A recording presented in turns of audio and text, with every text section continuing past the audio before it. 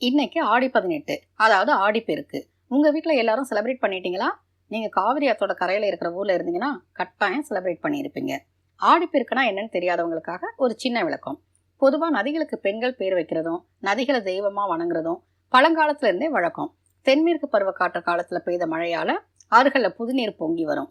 இந்த நாள்ல நெல் கரும்பு எல்லாம் விதைச்சா செழிப்பா வளரும். அதனால உழவர்கள் நதிகளுக்கு பூஜை செஞ்சுட்டு உழவு வேலையை தொடங்குவாங்க.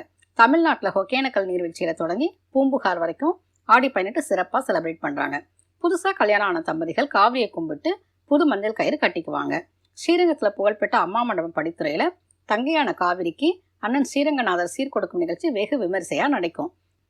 ஆடிப்பெருக்கு அன்னைக்கு ஸ்ரீரங்கம் கோயில்ல இருந்து உற்சவர் நம்பெருமாள் புறப்பாடாகி அம்மா மண்டபம் படித்துறைக்கு எழுந்திருவார். அங்கு சுவாமிக்கு திருமஞ்சனம் நடக்கும்.